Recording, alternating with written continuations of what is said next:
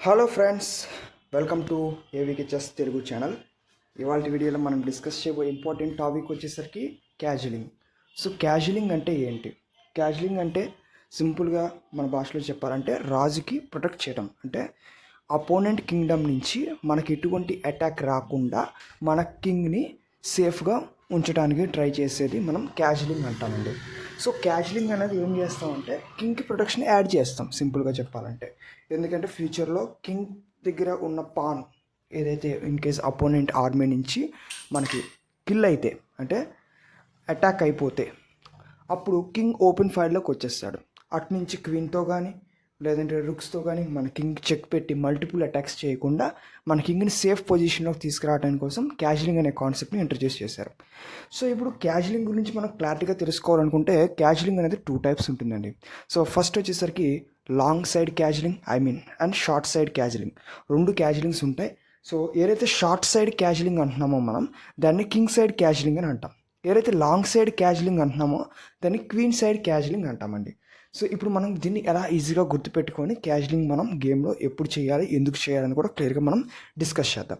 So ఇప్పుడు మనం క్లియర్గా బోర్డ్ పైన చూస్తే మన కింగ్ ఎప్పుడు ఈ దగ్గర ఉంటారు, మనకు తెలుసు ఇక్కడ ఉంటారు.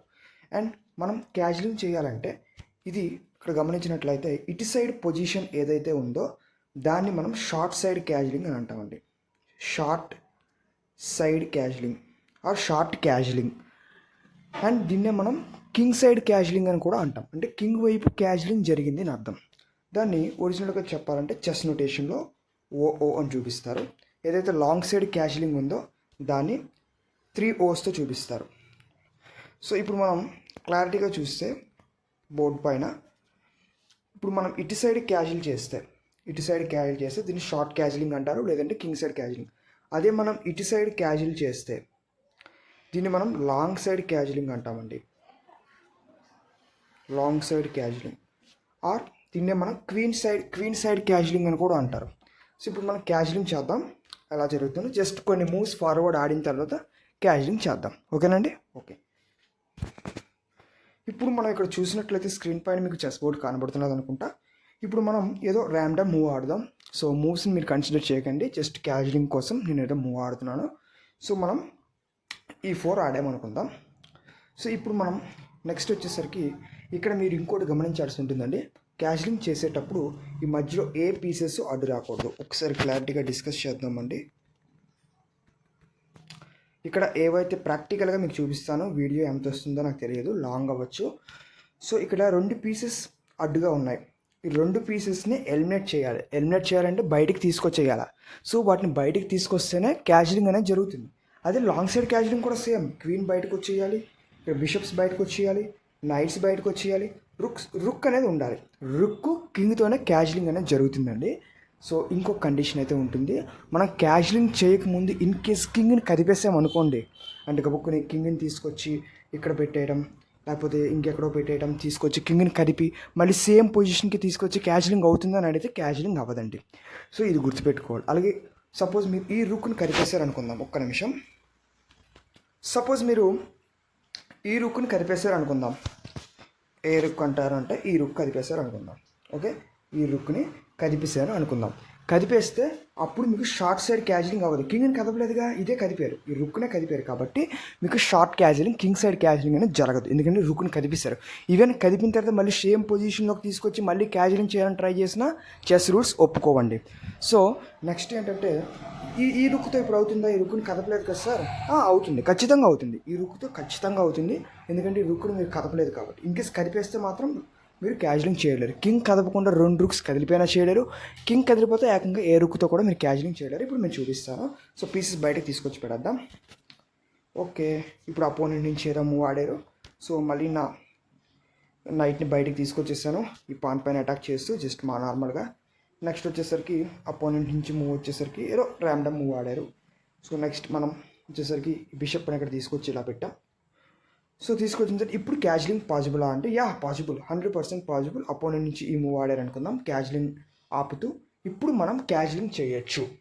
ఎలా చేయొచ్చు అంటే ఇది డిజిటల్ బోర్డు కాబట్టి ఇక్కడ మీకు కనబడుతున్నదండి, ఒక్క నిమిషం. ఓకే, ఇక్కడ మీకు ఒక డాట్ కనబడుతున్నది. ఈ డాట్ కాకుండా ఈ డాట్, దీనిపైన క్లిక్ చేయగానే ఆటోమేటిక్గా క్యాజువలింగ్ అవుతుంది. ఎలాగుంటుందో చూద్దాం. సో ఎఫ్జీ మీకు ఎఫ్జీ స్క్వేర్స్లో ప్లేస్ అవుతాయండి. సో ఎలా ప్లేస్ అవుతాయి చూద్దాం. యా, లైక్ దిస్ అండి. సో ఎఫ్ దగ్గర రుక్ వస్తుంది అండ్ జీ దగ్గర కింగ్ వస్తాడు. దీన్నే మనం షార్ట్ క్యాజువలింగ్ అంటాం. ఇప్పుడు మనం సింపుల్గా మన అండర్స్టాండింగ్ కోసం ఇప్పుడు లాంగ్ సైడ్ క్యాజువలింగ్ కూడా చూద్దాం. ఓకే, ఇప్పుడు మనం లాంగ్ క్యాజువలింగ్ ఆర్ క్వీన్ క్యాజువలింగ్ చూద్దామండి. సో నేను ఒక ఏదో ర్యాండమ్ మూవ్ ఆడేసాను, ఇది ఎలా ఆడాను, అపోనెంట్ నుంచి ఏదో ఒక ర్యాండమ్ మూవ్ ఆడారు. తర్వాత నేను వచ్చేసరికి నా క్యాజువలింగ్ నా ధ్యేయం కాబట్టి క్యాజువలింగ్ ఆడడానికి ట్రై చేస్తున్నాను. ఈ మూవ్ ఆడాను, అపోనెంట్ నుంచి వచ్చేసరికి ఇలా కిల్ చేశారు. ఓకే, ఏదైనా మనం మూవ్స్ పట్టించుకోవట్లేదు. నెక్స్ట్ వచ్చేసరికి బిషప్ని బయటకు తీసి పడేయాలి. బిషప్ని బయటకు తీసుకొచ్చేసాం. సో నెక్స్ట్ వచ్చేసరికి మనం ఇప్పుడు క్యాజువలింగ్ చేయాలి. సో అపోనెంట్ ఇలా కిల్ చేస్తారు అనుకుందాం. మనం ఇంత ప్రిఫరెన్స్ ఇవ్వం క్యాజువలింగ్కి, జస్ట్ పీసెస్ చనిపోతున్నాయి కరెక్టే, మీ అండర్స్టాండింగ్ కోసం ఏదో మూవ్ ఆడేస్తున్నాను. ఓకే, మనం మళ్ళీ ఇలా పైకి తీసుకొచ్చాం అనుకుందాం. అండ్ కింగ్ని మళ్ళీ నెక్స్ట్ అటాక్ వచ్చేసరికి మళ్ళీ ఇలా క్యాప్చర్ చేసి చెక్ పడిపోయిందా. ఓకే, మనం మిస్టేక్ చేసాం. ఓకే, ఇప్పుడు మనం కొద్దిగా మిస్టేక్ చేసాం. సో కింగ్ చెక్లో ఉంటే క్యాజువలింగ్ అవ్వదండి. కింగ్ ఎప్పుడైనా చెక్లో ఉన్నాడు అనుకోండి, క్యాజువలింగ్ చేయలేము. ఇది గుర్తుపెట్టుకోవాలి. కాబట్టి కింగ్ చెక్లో ఉన్నప్పుడు క్యాజువలింగ్ చేయలేము, ఇది ఖచ్చితంగా గుర్తుపెట్టుకోండి. ఇప్పుడు మనం ఏం చేస్తామంటే ఈ పాన్ దగ్గరికి వచ్చింది కాబట్టి పాన్ మూవ్ పక్కన పెట్టేద్దాం. మనం వచ్చే అపోనెంట్ నుంచి ఈ మూవ్ ఆడాలనుకున్నాం. నెక్స్ట్ మనం మూవ్ వచ్చేసరికి ఈ క్వీన్ ఇక్కడ పెట్టాం. సో ఇప్పుడు క్యాజువలింగ్ చేయొచ్చా? యా, చేయొచ్చు. ఇప్పుడు నెక్స్ట్ మూవ్ వచ్చేసరికి అపోనెంట్ నుంచి ఏదో తన కింగ్ ఇలా కదిపేశారు అనుకున్నాం, ఏదో చేశారనుకున్నాం. ఇప్పుడు మనం క్యాజువలింగ్ చేయొచ్చా అంటే యా. ఇక్కడ మీకు స్క్రీన్ పైన కనబడుతున్నట్టు ఇక్కడ సి అని స్క్వేర్ ఉంది. సో సి దగ్గర ఒక డాట్ కనబడుతుంది చూడండి. ఈ డాట్ కాకుండా ఈ డాట్ పైన క్లిక్ చేస్తే కింగ్ అనేది ఇక్కడికి వెళ్ళిపోతుంది, టైం వేస్ట్. సో అక్కడికి వెళ్ళిపోతే మరి క్యాజువలింగ్ చేయలేము. సో ఈ సి డాట్ దగ్గర క్లిక్ చేయాలి. క్లిక్ చేస్తే క్యాజువలింగ్ అయిపోతుంది. చూద్దాం. యా, సి దగ్గర కింగ్ వస్తాడు అండ్ డి దగ్గర రుక్ వస్తుంది. దీన్ని లాంగ్ సైడ్ క్యాజువలింగ్ అంటాం. ఇన్ కేస్ పీసెస్ మూవ్ అయిపోతే క్యాజువలింగ్ చేయకూడదని మీ డౌట్ కూడా ప్రాక్టికల్గా మీకు చూపిస్తాను. ఓకేనండి. ఇప్పుడు నేను ఏదో మూవ్ ఆడాను, అపోనెంట్ నుంచి కూడా తను ఏదో మూవ్ ఆడారు అండ్ నేను కూడా ఏదో మూవ్ ఆడాను. అండ్ బై మిస్టేక్గా నేనేం చేశానంటే తను కూడా ఏదో మూవ్ ఆడారు. బై మిస్టేక్గా నేనేం చేశానంటే నా రుక్ని తీసుకొచ్చి ఇక్కడ పెట్టేసాను.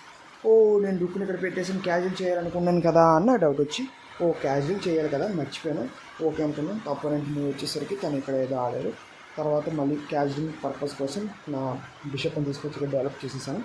నెక్స్ట్ నా క్యాజువలింగ్ చేయాలని చేయం కదా, మళ్ళీ అపోనెంట్ నుంచి ఏదో మూవ్ వచ్చింది, అపోనెంట్ ఇలా ఆడాలనుకున్నాం. సో ఇప్పుడు మళ్ళీ బ్యాక్ స్టేజ్ తీసుకొచ్చింది, ఎందుకంటే క్యాజువలింగ్ చేయాలి కాబట్టి. మళ్ళీ ఇప్పుడు తీసుకొచ్చిన తర్వాత అపోనెంట్ నుంచి మూవ్ వచ్చేసరికి ఇలా నైట్ని డెవలప్ చేశారు. ఇప్పుడు నేను క్యాజువలింగ్ చేయలేను. చూసారా, ఇందాక ఇక్కడ డాట్ వచ్చింది, గమనించారా? ఇక్కడ డాట్ వచ్చింది. ఈ డాట్ మరి రాలేదు. ఎందుకు రాలేదంటే మీరు రుక్ని కదిపేశారు. ఇప్పుడు ఇటు సైడ్ అవుతుందా సార్? ఇటు సైడ్ కదపలేదు కదా సార్, ఇటు సైడ్ అవుతుంది. యా, ఆఫ్ కోర్స్, ఖచ్చితంగా ఇటు సైడ్ అవుతుంది. చూద్దాం ఎలా అవుతుంది. ఇప్పుడు మనం ఓకే, నేను కింగ్ కదపలేదు కాబట్టి క్యాజువలింగ్ ఖచ్చితంగా అవ్వాల్సిందే. సో నేను ఇప్పుడు తీసుకొచ్చి ఇటు సైడ్ డెవలప్ చేసాను. అపోనెంట్ వచ్చేసరికి ఏదో ఇది మూవ్ ఆడారు. తర్వాత నేను వచ్చేసరికి బిషప్ ఎంట్రీ ఇస్తూ ఈ క్వీన్ బయటకు తీసుకొచ్చాను. ఓకే, నైస్మెంట్. తర్వాత దీని ఏదో కింగ్ కదిపేశాడు. సో ఇది తీసుకొచ్చి నెక్స్ట్ ఈ బిషప్ని బయటకు తీసుకొచ్చాడు కాబట్టి అపోనెంట్ నుంచి ఏదో మూవ్ ఆడేద్దాం. అపోనెంట్ నుంచి ఈ మూవ్ ఏదో ఆడాడు. తర్వాత మనం దీన్ని తీసుకొచ్చి ఇక్కడ పెట్టాం. ఇప్పుడు క్యాజువలింగ్ చేయొచ్చా? ఎందుకంటే ఈ రుక్ కదపలేదు, మనం ఈ రుక్ని కదపలే. ఇప్పుడు క్యాజువలింగ్ చేయొచ్చా అని నాకు డౌట్, మీకు డౌట్ కదా. సో ఉండండి, ఇతను చెక్లో ఉన్నాడు కదా, చెక్ నుంచి రక్షించుకుంటూ ఏదో ఆడేస్తారు. ఓకే, ఇప్పుడు మనం క్యాజువలింగ్ చేయొచ్చా? యా, చేయొచ్చు. ఇటు సైడ్ చేయడం కానీ ఇటు సైడ్ క్యాజువలింగ్ చేయొచ్చు. ఇలా చేస్తారు చూడండి. అయితే సో మీరు ఇటు సైడ్ క్యాజువల్ చేస్తే మీకు 3 ఓవర్స్ అనేది చేయాలి. ఇటు సైడ్ క్యాజువలింగ్ చేస్తాం మనం. ఓకేనండి, ఇటు సైడ్ క్యాజువలింగ్ చేస్తే 2 ఓవర్స్. అర్థమవుతుందా? ఓకే, ఇప్పుడు చూద్దాం. మనం ఇప్పుడు అపోనెంట్ కిందాక మీరు గమనించినట్లయితే తన కింగ్ని ముందే కదిపేశాడు. క్యాజువలింగ్ అవుతుందా అవ్వదా, ఇది మన డౌట్ కదా. సో ఇప్పుడు అపోనెంట్ కింగ్ని కదిపేశాడు కాబట్టి మరి క్యాజువలింగ్ అవ్వదండి. మనం చూద్దాం. ఇప్పుడు సపోజ్ నా అపోనెంట్ నుంచి మూవ్ వచ్చేసరికి ఇటు సైడ్ అవ్వదు. సో ఇలా పెట్టాడు. అండ్ నెక్స్ట్ ఫర్దర్గా నా మూవ్ వచ్చేసరికి ఏదో ఇట్లా ఆడాను.